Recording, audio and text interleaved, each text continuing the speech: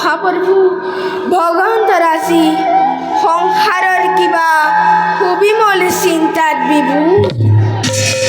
গ্ৰহণ কৰি নাৰদৰ ভক্তিৰ অঞ্জলি বেকত কৰকচোন প্ৰভু নাৰাখি কত সৃষ্টি পালকৰ হৃদয়ৰ বিমৰ্ষতাৰ কাৰণ নাৰদ উপযুক্ত সময়ত তুমি বৈকুণ্ঠত হলা বিদ্যমান কোৱা নাৰদ শুনো তোমাৰ মুখে আছে নেকি তৈলোকৰ কিবা নবীন সংবাদ নাৰায়ণ নাৰায়ণ উপহাস নকৰিব প্ৰভু উপহাস যাৰ ইচ্ছাত জল স্থল বায়ু এই তীৰ্থ ধাৰা যাৰ অনুগ্ৰহত শ্যাম বসুন্ধৰা জগতৰ নিৰন্তা আপুনি প্ৰশ্ন কৰি এই নিকিন নাৰদক উপহাস নকৰিব প্ৰভু নহয় দেৱৰ্ষি ভুল তুমি নুবুজিবা জানো আমি ভালদৰেই এই তৈলোকৰ সমস্ত সংবাদ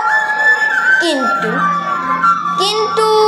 চাতুৰ্যতাৰ সাক্ষাৎ মূৰ্তি তুমি নাৰায়ণ নাৰায়ণ তোমাৰ চাতুৰ্যতাপূৰ্ণ বক্তব্য শুনি বিমল আনন্দ পাওঁ আমি নাৰায়ণ নাৰায়ণ সেয়েহে লীলাময় জগত পালকে আজি এই নিকিন সেৱককো কৰিছে চালনা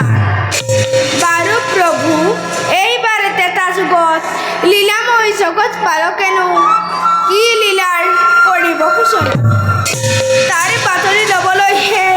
নাৰদৰ আজি বৈকুণ্ঠলৈ আগমন কওক প্ৰভু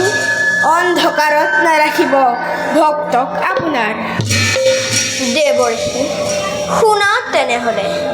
এইবাৰ মনুষ্যৰূপে ধৰি অৱতাৰ মানৱীয় লীলামালা কৰি সম্পাদন ভক্তগণক কৰিম ৰক্ষণ এই ক্ষেত্ৰত পদে পদে লাগিব তোমাৰে সহায় এতিয়া যোৱা তুমি সময়ত আমি তোমাক কৰিম স্মৰণ ভালে প্ৰভু এবে মই মাগিছোঁ বিদায় বৈকুণ্ঠৰে